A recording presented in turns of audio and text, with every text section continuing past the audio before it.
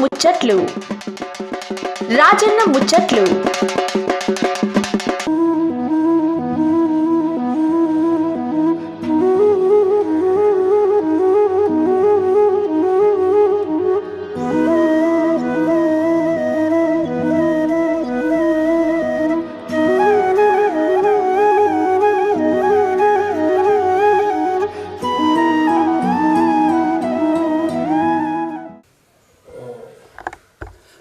జగడం లలిత nursing sarpanch ఇట్లా పెడదాం. ముందుగా అందరికి శాంతంలో ఏం రాదని ఎక్కడేమో అంటారు లేదు చూసేది కదా ఇష్టాపేట మంచి ఆఫీస్ మర్చిపోయింది కొత్తగా పార్లమెంట్ మండలం కామారెడ్డి జిల్లా. ఇక సర్పంచ్ మహిళా రిజర్వేషన్ ఇచ్చినందుకు 10 మంది పోటీ చేసినారు. ఇక్కడ 10 మందిలో మన లలిత నరసింహను మంచిగా గెలిపించుకున్నాను. ఇక నరసింహను పట్టుకోండి ఇక సర్పంచ్లో భర్తని. ఇక పొద్దున పొలం పోతున్నా వారాంశం వీడే రాదన్నా ఇక పొలం పోతున్నా అంటే ఇక రాయే జరిగే ముసపెడతాం దా అని చెప్పి ఇక ముసపెట్టికి కూర్చున్నా. ఇక మలుపుతో మన పిల్లలకి మన తమాషా ముచ్చట చూడండి. అది తెల్ల చేసుకున్నాం అవి ఊరికి వచ్చినాయి ముసపెట్టికి. సంతోషం ఎప్పుడు కట్టలేదు పంచాయతీస్ ఇది టెర్రస్ పోతున్నా అట్లా 5-6 ఏళ్ళు అవుతున్నట్టు 5 ఏళ్ళు అవుతున్నాను. ఇంకోటి పాత కూడా ఉంది అట్లా. ఇక మరి ముసపెట్టి వచ్చిన సూర్యదా మరి ఇసాపేట గ్రామం మాది పొలంచ మండలం కామారెడ్డి జిల్లా.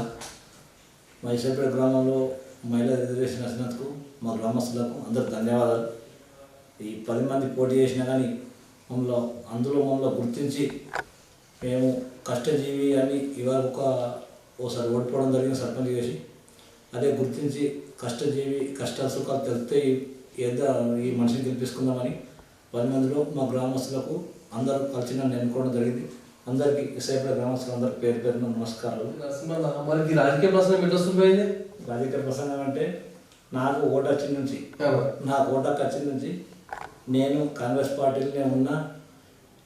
గతంలో ఏ కాంగ్రెస్ పార్టీ ప్రోగ్రాలైనా చేసిన ఖచ్చితంగా నేను పార్టీకి నేను సేవ చేసేవాడిని, పార్టీని బట్టి ఉండేవాడిని.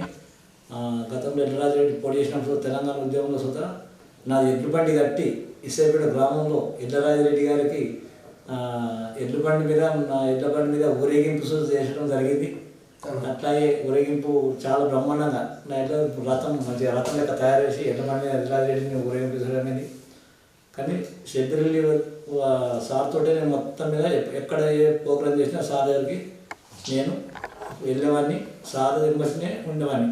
సార్తో నన్ను చాలా గుర్తించి ఇసాపేట నరసింహ అంటాడు ఓ మంచి వ్యక్తి పార్టీకి పనిచేస్తాడని సార్తో గుర్తింపు చేసుకున్నాడు. సార్తో ధన్యవాదాలు.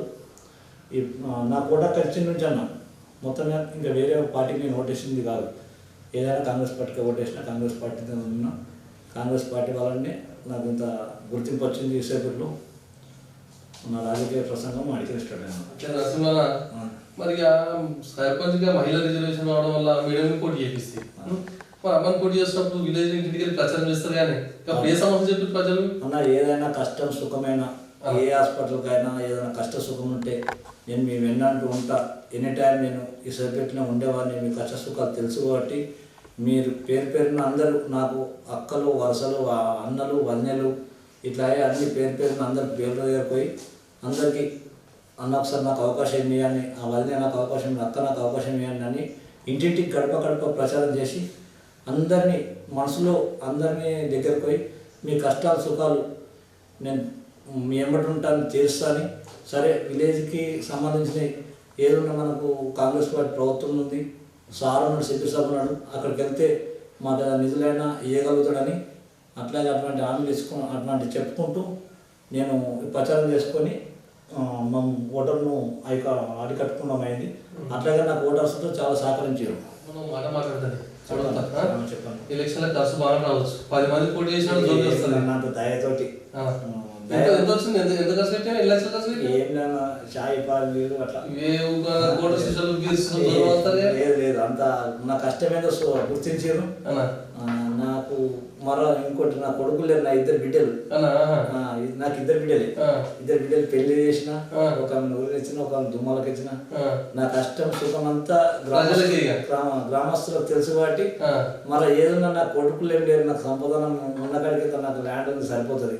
అంత బాగా 4 ఎకరాలు ల్యాండ్ ఉంది సరిపోతుంది. బాగా చిన్న కాడికి ప్రజల సేవ చేయాలని నేను ఉద్దేశం కొద్ది పట్టుదల కొద్ది మేము ఊళ్ళే సర్పంచ్గా మేము లేవడం, మా ఫ్యామిలీ అనుకొని మేము లేవడం అన్న. నాకు మెజార్టీ 58 ఓట్లు. మరి ఇంత మంచి మెజార్టీ మేడం గెలిపిస్తాక మరి ఎటువంటి కార్యక్రమాలు చేసినామని మేడం ఆధ్వర్యంలో? మేడం ఆధ్వర్యంలో గతంలో ఒక 2 బోర్లు వేసినాం.